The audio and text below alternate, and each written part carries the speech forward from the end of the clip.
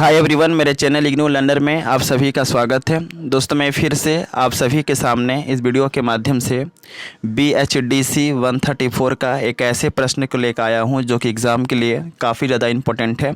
और अभी जो मैं आपके सामने प्रश्न बताऊंगा, यह प्रश्न एग्ज़ाम के लिए काफ़ी ज़्यादा कॉमन रहा है। और अब तक जितने भी प्रीवियस ईयर में इस सब्जेक्ट की परीक्षाएँ हुई हैं, उन सभी परीक्षाओं में जो है यह प्रश्न आ चुका है। और इस बार भी एग्ज़ाम में इस प्रश्न के आने की संभावनाएँ काफ़ी ज़्यादा है। सो आप सभी से रिक्वेस्ट है कि आप एग्ज़ाम में जाने से पहले एक दफ़ा इस प्रश्न का आंसर आप जरूर पढ़ के जाइए। ओके, सो स्टार्ट करते हैं। और स्टार्ट करने से पहले आप सभी से रिक्वेस्ट है कि जो भी न्यू व्यूवर्स जो कि मेरे चैनल पर पहली बार आए हैं, आप इस चैनल को सब्सक्राइब कर लीजिए, क्योंकि इस चैनल पर आपके सब्जेक्ट के इंपॉर्टेंट क्वेश्चन के वीडियो सबसे पहले आपको प्रोवाइड की जाती है। और साथ ही साथ जो PDF होता है आपको टेलीग्राम चैनल पर मिलेगा। ओके, तो प्रश्न एग्जाम में देखने को मिलेगा कि वापसी कहानी की भाषा शैली का वर्णन कीजिए। तो सबसे पहले मैं आप सभी को बता दूं कि वापसी जो कहानी है, यह उषा पिरियनवंदा द्वारा लिखा गया एक बहुत ही प्रसिद्ध कहानी है।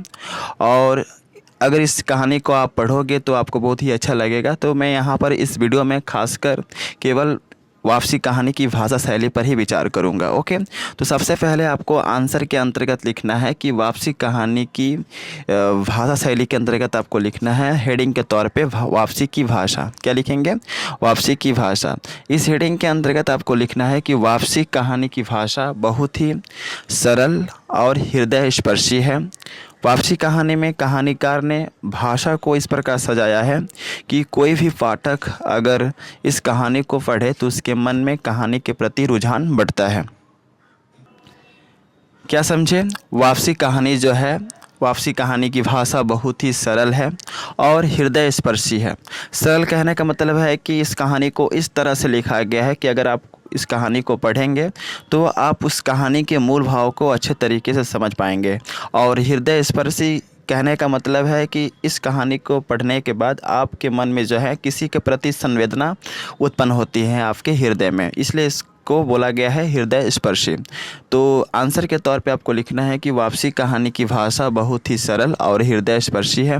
वापसी कहानी में कहानीकार कौन है? उषा पिरियनवंदा। ओके, तो लिखना है वापसी कहानी में कहानीकार ने भाषा को इस प्रकार सजाया है कि कोई भी पाठक मतलब क्या? पढ़ने वाला, ठीक ना? जो व्यक्ति पढ़ता है किसी कहानी को या किसी भी रचना को तो उसे पाठक कहते हैं।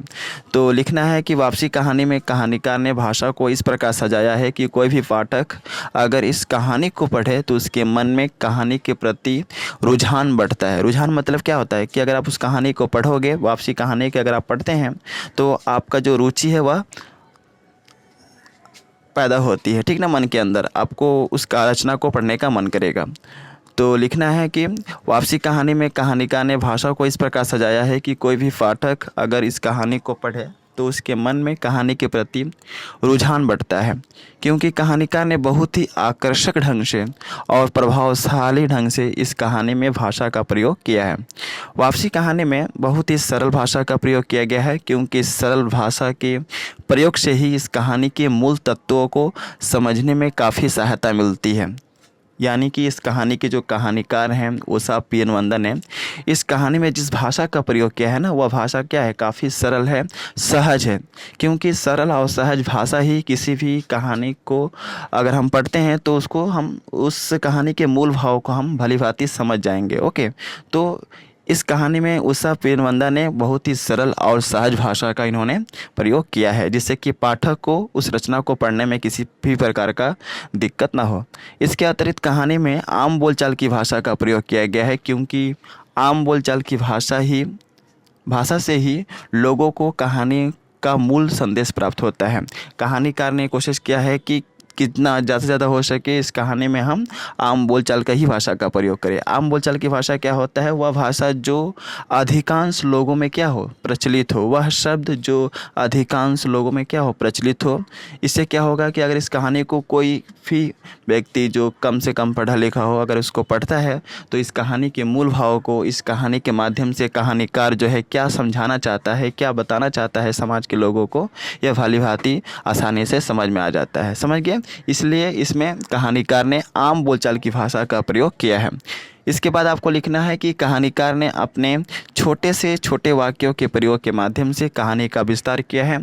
छोटे से छोटे वाक्य का प्रयोग करके उन्होंने कहानी के मूल भाव को जो है लोगों को समझाने का प्रयास किया है। कौन कहानीकार कौन है? उषा पिरियन वंदा। क्लियर? अब आपको पैराग्राफ चेंज करके लिखना है कि कहानी के मूल भाव को हम इस प्रकार समझ सकते हैं। ओके, क्या लिखेंगे मूल भाव के अंतर्गत कि प्रस्तुत कहानी जो है वापसी उषा पिरियन वंदा द्वारा रचित एक चर्चित और हृदय स्पर्शी कहानी है। चर्चित मतलब क्या? ये काफ़ी विख्यात कहानी है और काफ़ी इस कहानी को अगर हम पढ़ते हैं तो हमारे हृदय के अंदर जो है संवेदना उत्पन्न होती है।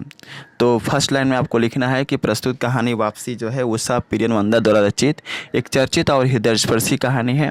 इस कहानी का प्रमुख नायक गजाधर बाबू हैं, जो एक रिटायर रेलवे के कर्मचारी हैं।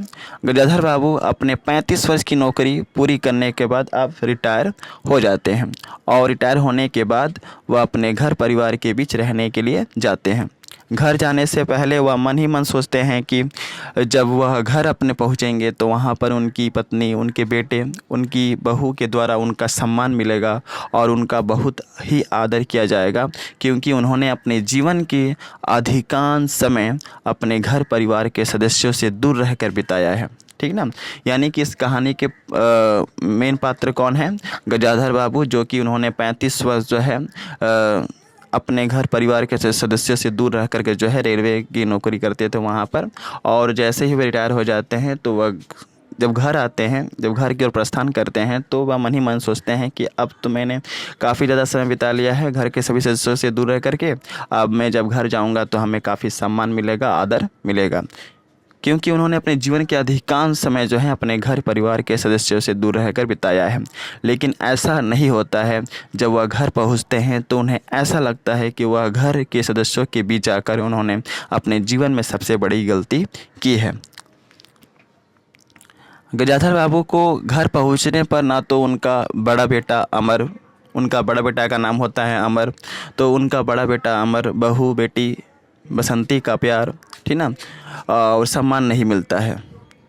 कहने का मतलब यह है कि उनका एक बड़ा बेटा होता है जिसका नाम होता है अमर, उसका भी स्नेह नहीं मिलता है पिता का, बेटे का, बहू का भी स्नेह नहीं मिलता है, और उनकी एक बेटी है जिनका नाम है बसंती, तो उनका भी प्यार जो है बेटे का भी प्यार नहीं मिलता है, ना ही बेटे का प्यार मिलता है, ना ही उनकी बहू का भी जो है प्यार मिलता है। यहाँ तक कि उनकी पत्नी भी उनका सम्मान नहीं करती है, जिस पत्नी की याद में जो है उन्होंने अपने जीवन के 35 वर्ष जो है अकेले ही बिता दिया। तो इस तरह जो है कहानीकार ने वापसी कहानी के भाव को जो है बहुत ही सुंदर ढंग से और सहज भाषा के माध्यम से जो है उन्होंने समाज के सामने रखने का प्रयास किया है। तो आई थिंक आप लोगों को जो है समझ में आ गया होगा इस कहानी की जो भाषा है, जो मूल भाव है, और काफ़ी ज़्यादा इंपॉर्टेंट क्वेश्चन है और हर बार आता है। सो आप सभी से रिक्वेस्ट है कि आप इस वीडियो को लाइक कीजिए और जितना ज़्यादा हो सके इस वीडियो को शेयर कीजिए, जिससे कि और भी बच्चों को जो है हेल्प मिल सके। सो मिलते हैं नेक्स्ट वीडियो में इसी तरह के इंपॉर्टेंट क्वेश्चन के साथ। So best of luck for all of you for exam and thanks for watching my video. जय हिंद, वंदे मातरम।